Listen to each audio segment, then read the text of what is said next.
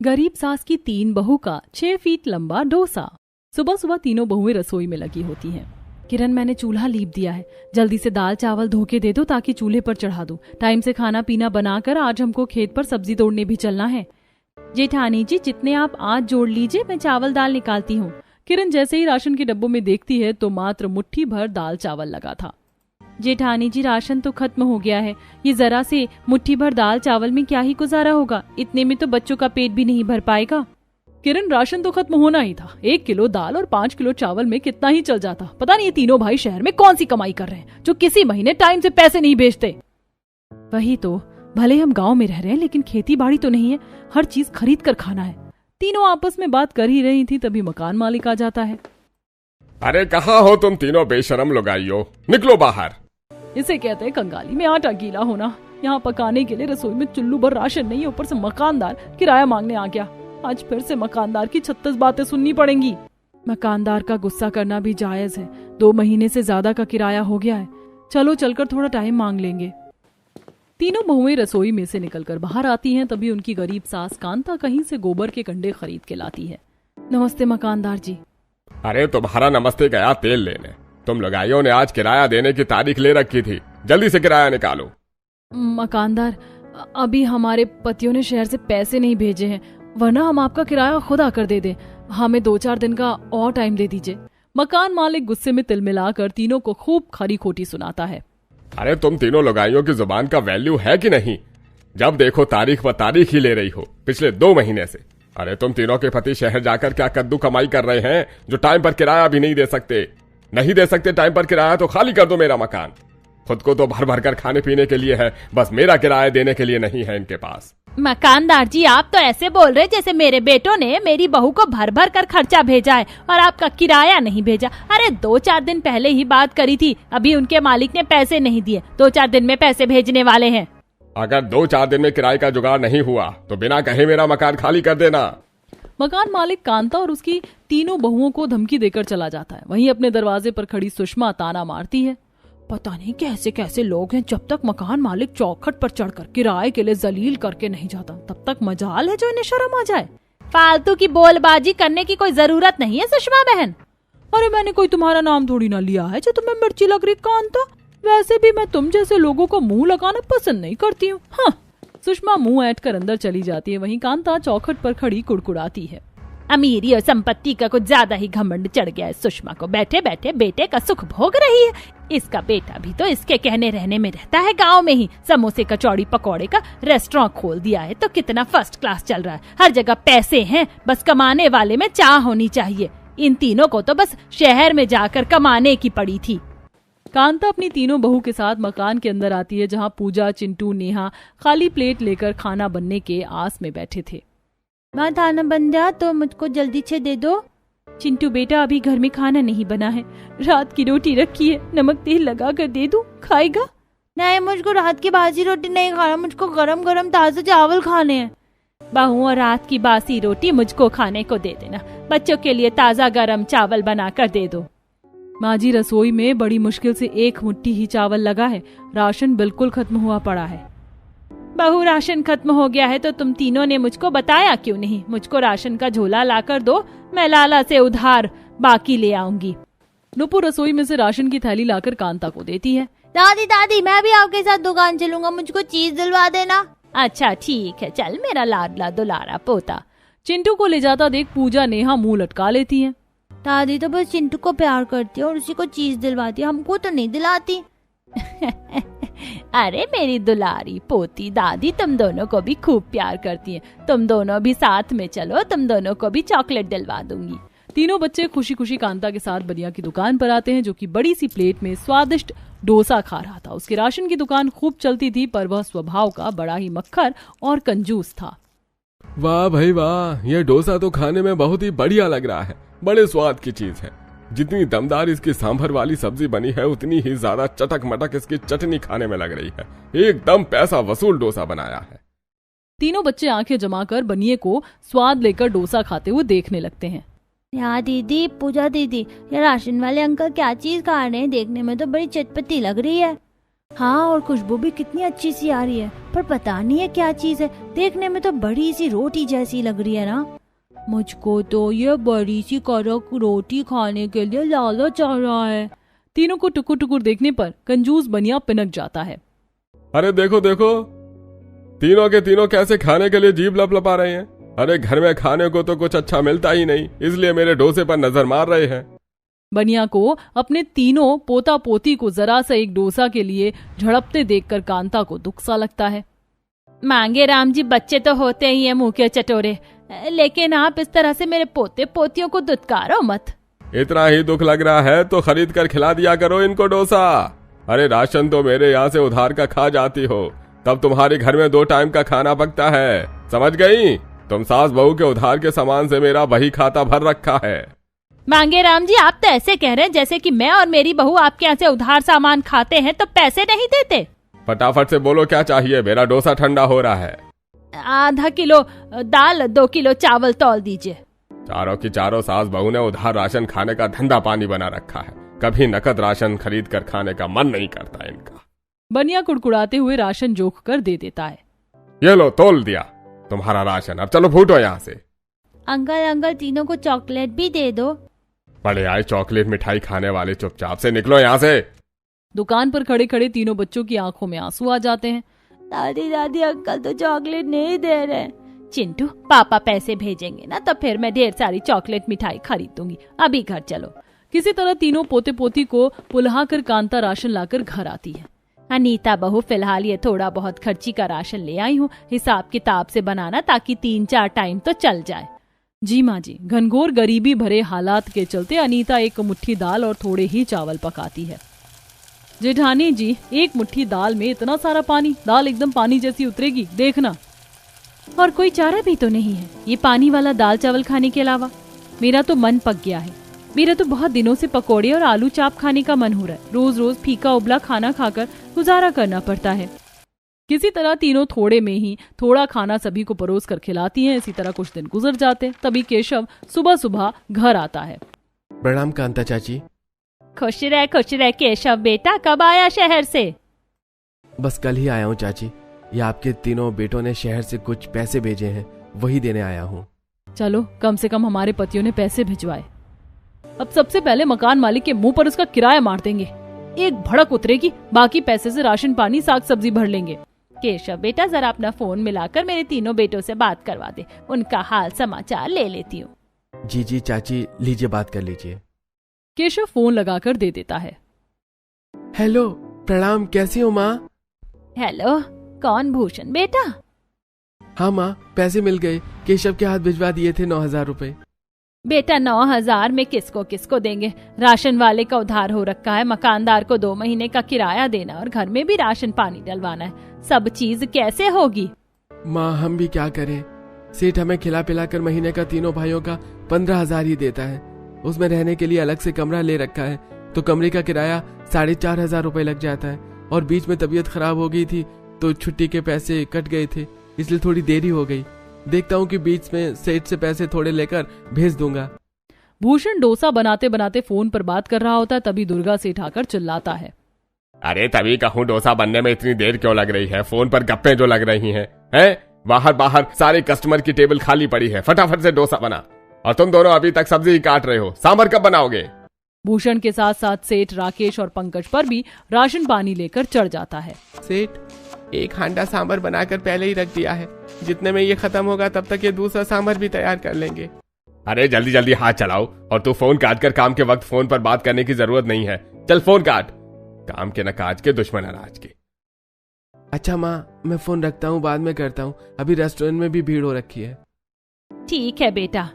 पता नहीं है दुर्गा सेठ खुद को समझता क्या है, जब देखो आकर सुना देता है। जबकि हम तीनों के दम से ही इसके दुर्गा डोसा का रेस्टोरेंट भी चल रहा है। हम तीनों भाइयों से 10 नौकर बराबर काम लेता है और तनख्वाह मुट्ठी भर देता है। क्या सोचकर शहर में आए थे कि हम भाई की यहाँ पर थोड़ा अच्छे से कमाकर कुछ पैसे जोड़कर अपने गांव जाएंगे और वहीं पर कुछ अपना खाने पीने का खोलेंगे। पर जो भी जितना भी कमा रहे हैं वो तो खर्चे में ही खत्म हो जाता है। एक अठन्नी भी हमारे पास नहीं बच रही।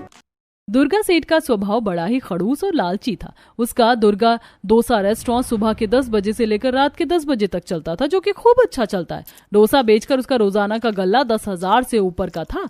इसके बाद भी वह तीनों भाइयों को 15,000 से एक पाई ज्यादा नहीं देता था। ऐसे ही थोड़े दिन गुजर जाते थे। सब्जी ले लो, सब्जी ताजा ताजा सब्जी, बढ़िया फूल गोभी, पत्ता गोभी, मटर, हरी हरी सब्जी 20 रुपए का पाव। सब्जियों का इतना महंगा रेट सुनकर किरण नुपुर चौंक गई। सब्जियों की रेट तो जैसे आग लगी पड़ी है, सोने के भाव बिक रही है सब्जी। सचमुच में इस बार तो सब्जियों का रेट घटने का नाम नहीं ले रहा। गरीब आदमी क्या सब्जी खरीदेगा और खाएगा। अब तो लगता है बस केवल थोड़े आलू ही सस्ते हैं, वही ले लेते हैं। तीनों बहू आलू खरीदने लगती हैं। वहीं बच्चों की नजर खाने पीने की रेडी पर लगी हुई थी। तभी डोसे वाला जोर से तवा बजाता है। डोसा गरम चटपटा डोसा खाओ, खा लो जी तीखे तीखे सांभर के साथ चटपटा गरम डोसा खाओ। तभी बाजार में डोसे की नई नई रेडी देखकर तीनों बच्चे खाने की जिद करते हैं। चाची चाची मैं तो चटपटा डोसा खाऊंगी, मुझको वही खरीद देना। मुझको भी डोसा खाना है। अगर तुम दोनों डोसा खाओगे तो मैं भी डोसा खाऊंगी। तीनों बच्चों को डोसा खाने के लिए जिद करते देखकर नुपुर किरण संकोच में आ जाती हैं। एक तो पहले ही हमारे पास इतने कम पैसे बचे हैं, पता नहीं इतने में डोसा आएगा कि नहीं। दोनों बहुएं बच्चों को डोसा खिलाने के लिए लेकर जाती हैं। भैया एक डोसा कितने का है? बहन जी ये वाला प्लेन डोसा 50 रुपए का पड़ेगा और ये पनीर वाला 100 रुपए का पड़ेगा। कौन सा खाना है? हमारे पास केवल 50 रुपए भैया, ये प्लेन डोसा एक पैक कर दीजिए। नहीं मम्मी, मुझको अलग से डोसा दिलाओ, मैं इन दोनों के साथ नहीं खाऊंगा। मेरे पास ज्यादा पैसे नहीं है, चुपचाप से तीनों चलकर एक डोसे में खा लेना, वरना ये भी नहीं खरीदूंगी। ठीक है खरीदो, मैं खा लूंगा एक में। तीनों को डोसा दिलवाकर बहुएं घर आती हैं। तब पूजा प्लेट में डोसा निकालते और 2 कटोरी में सांभर और चटनी डालती है और तीनों खाने लगते हैं। मजा आ गया मम्मी, डोसा खाने में तो बहुत बढ़िया लग रहा है और टेस्टी भी है। अरे मंजली बहू, छोटी बहू, ये तुम दोनों ने तीनों को क्या खरीद के दिया है खाने को? माँ जी ये डोसा है। हमारे पति शहर में यही डोसा बनाने के रेस्टोरेंट में तो काम करते हैं। शहर में लोग इसे खूब पसंद से खाते हैं और अब तो हमारे गांव के बाजार में भी एक डोसे वाले ने रेडी खोली है। 2-4 दिन में उसका भी ठेला जम जाएगा। बहू, खाने पीने की तो किसी भी चीज की रेडी लगा लो, जल्दी जम ही जाती है। अपनी पड़ोसन सुषमा के बेटे को देख लो, एक टाइम में पकौड़े समोसे कचौड़ी रेडी पर रखकर ही तो बेचता था और आज रेस्टोरेंट खोल कर बैठा है। और अब तो पहले जैसा स्वाद भी नहीं है, एकदम कच्चे कच्चे पकौड़े बेचता है, फिर भी लोग खाते हैं क्योंकि पकौड़े थोड़े तीखे और चटपटे बेचता है। यह सुनकर तीनों बहू के दिमाग में ख्याल आता है, माँ जी अगर हमारे पति चाहें तो वो भी गांव में डोसे की दुकान खोले तो अच्छी चलेगी, बाकी हम उनका हाथ बंटवा देंगे। अनीता शहर में तीनों भाइयों को फोन मिलाती है और इस बारे में राय सलाह करती है। अनीता तुम्हारी बात ठीक है, लेकिन खाने पीने का व्यापार जमते जमते जमता है और सबसे जरूरी तो पूंजी है, उसका जुगाड़ कहाँ से करेंगे? अजी 1-2 महीने आप तीनों भाई वहाँ पर जो कमाएंगे वो पैसे जोड़ लीजिए, हमें खर्च मत भेजिए, हम यहाँ पर चला लेंगे। अब शहर में तीनों भाई डोसे की दुकान खोलने के लिए पैसे जोड़ने लगते हैं। वहीं बहुएं गांव में कुछ दिन खेतों में सब्जियां तोड़ने का काम करती हैं, जिससे खेतीहर कई बार उनको कुछ खराब सब्जी भी दे देते, जिसमें से तीनों खाने लायक सब्जियों को बनाती और खराब सब्जियों के बीजों को आंगन में क्यारी बनाकर बो देती है, जैसे कि बैंगन, पेठा, बीन्स। 1-1.5 महीने में ही वह खूब घनी बेल पकड़ लेती है और उसमें ताजी ताजी सब्जियां आने लगती हैं।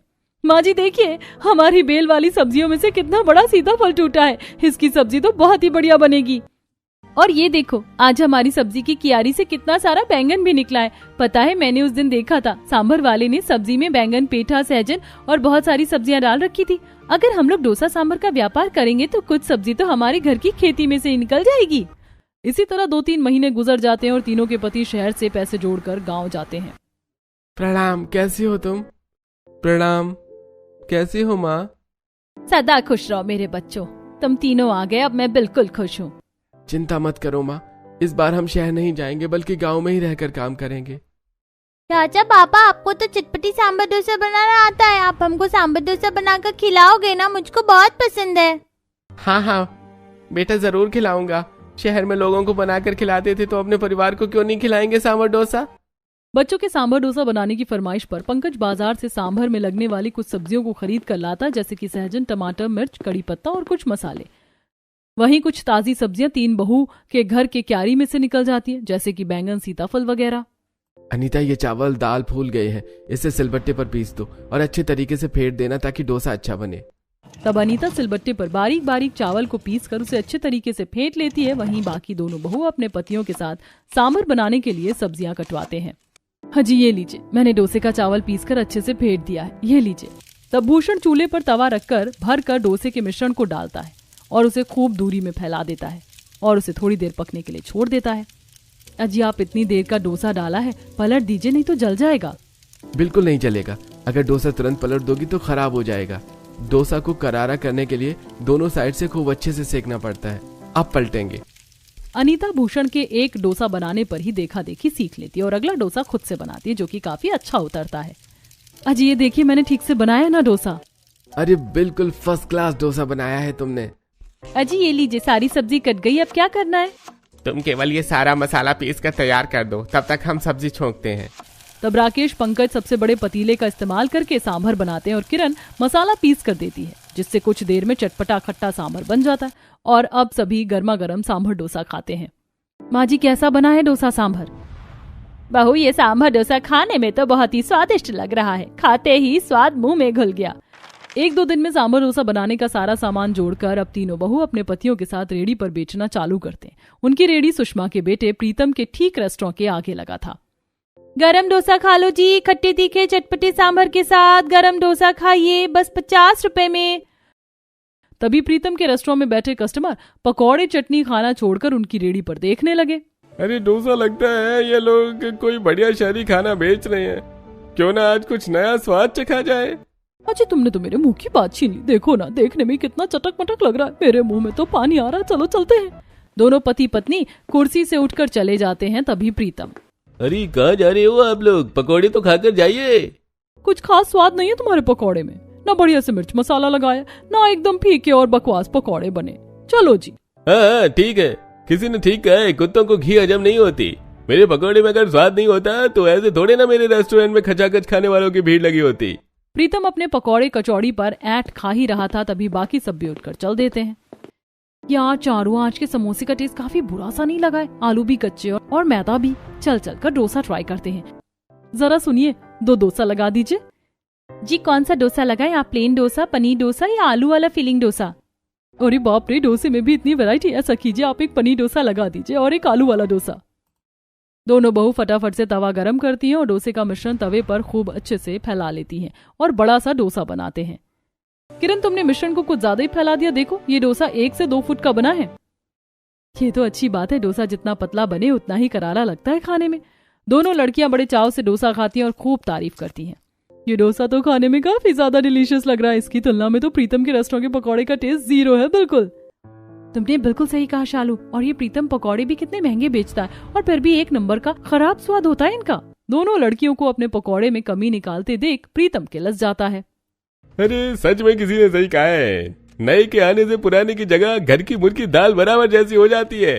इन तीनों डोसा बेचने वाली लुगाइयों के चलते मेरे सारे ग्राहक खड़क गए। अपने रेस्टोरेंट में पकौड़े खाने वाले ग्राहकों को 3 बहू के डोसे की रेडी पर खाते देखकर प्रीतम उनके पास आकर धौंस दिखाता है।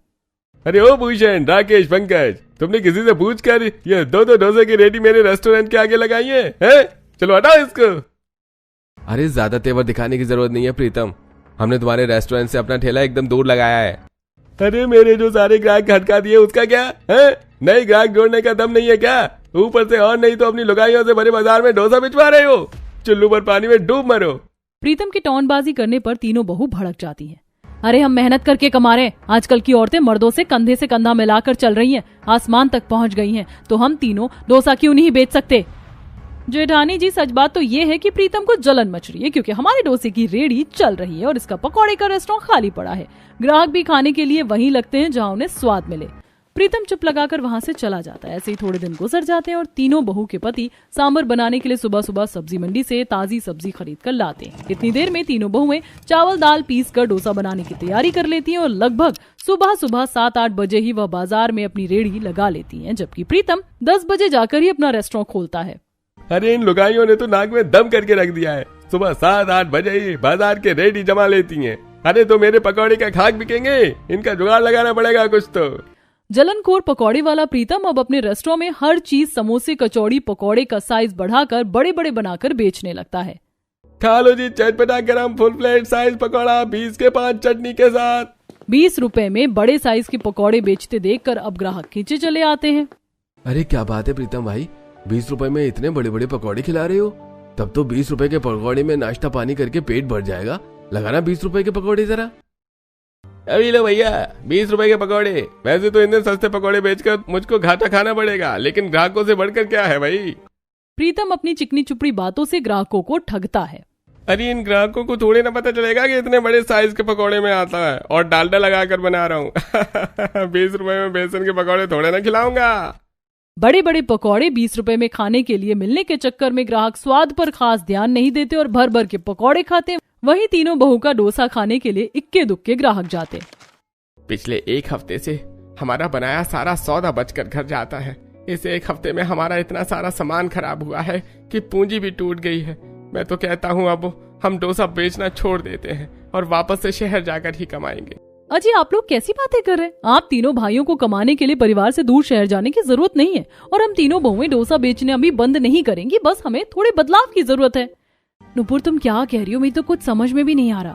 जेठानी जी, जब सामने वाला अपनी आदत से बाज ना आए तो उसे जोड़कर तोड़ देना पड़ता है। जैसे ये 20 रुपए में इतने बड़े साइज के 5 पकौड़े बेच रहा है, अब हम भी 2 से 3 फीट लंबा डोसा बनाकर बेचेंगे। मगर 2 से 3 फीट का डोसा बनाने के लिए इतना बड़ा तवा कहाँ से आएगा? यह सोचकर तीनों बहू उनके पति चिंता में आ जाते हैं। तभी नुपुर, एक तरकीब है, अगर हम 2 गैस स्टोव और 2 तवे जोड़कर बनाएं तो 3 फीट क्या 6 फीट लंबा डोसा भी आसानी से बन जा सकता है। बस तवे किनारे वाले नहीं बल्कि समतल होने चाहिए। ऐसा तवा मैं बना दूंगा। राकेश कबाड़ी वाले के यहाँ से कुछ खराब बर्तनों को खरीद लेता है और उनको पीट पीट कर पतले चादर करके बड़ा सा तवा बना लेता है, जिस पर अगले दिन तीनों बहू 3 फीट लंबा चौड़ा डोसा बनाकर बेचने लगती हैं। आइए आइए बढ़िया 3 फीट लंबा चौड़ा तवा डोसा खाइए जी, भरकर सांभर और चटनी के साथ। तीनों बहू का 3 फीट लंबा अनोखा डोसा खाने के लिए लोग उनके यहाँ चले आते हैं। अरे बहन जी 3 फीट लंबा डोसा। अनीता ने तवे पर थोड़ा तेल छिड़का और खूब सारा भरकर मिश्रण उस बड़े तवे पर फैलाकर 3 फीट लंबा चौड़ा डोसा बनाकर तैयार कर दिया, जिसे खाकर ग्राहक ने उनकी खूब बड़ाई की, प्रीतम के पकौड़े की बुराई भी। और ये वाह बहन, तुम्हारा ये 3 फीट लंबा चौड़ा डोसा तो और भी ज्यादा शानदार स्वाद का लग रहा है खाने में। और ये प्रीतम तो बड़ा घपलेबाज है, हम ग्राहकों को आटे और डालडे के बने पकौड़े खिलाता था। 20 रुपए में 1 पीस पकौड़ा खाते हैं, मुंह भरकर डालडा चिपक जाता था। ये सुनकर प्रीतम गुस्से में पिनकते हुए बोला, हाँ, मैं तो डालडा का पकौड़ा बनाकर खिलाता था और ये तीनों तो जैसे तुम्हें प्योर घी में डोसा बनाकर खिलाती हैं। मिलावट तो ये भी करती है ना। हम कोई मिलावट वाला डोसा ना तो बनाते हैं ना बेचते हैं। अरे ठीक है, फिर मेरी आंखों के सामने 6 फीट लंबा चौड़ा डोसा बनाकर दिखाओ। मैं भी उतना ही बड़ा पकौड़ा बनाऊंगा जिसके में स्वाद होगा, न वही इस बाजार में बेचेगा खाने को। ठीक है, हमें मंजूर है। अगले ही दिन तीनों बहुएं 6 फीट लंबा चौड़ा डोसा बनाने का सारा सामान लगभग ग्राहकों के आगे तैयार करती हैं। वहीं दूसरी तरफ प्रीतम आटे का मिलावट वाला बेसन पकौड़े में इस्तेमाल करता है और खराब गले प्याज और सब्जी भी लगाता है और सबसे सस्ते रेट का रिफाइंड इस्तेमाल करके 5 फीट लंबा पकौड़ा बनाता है, जिसे चखते ही ग्राहकों ने मुंह भींच लिया। अरे ये कैसे पकौड़े बनाए हैं तुमने? अच्छे से सिझाया भी नहीं है, अंदर से बिल्कुल कचर कचर लग रहे हैं।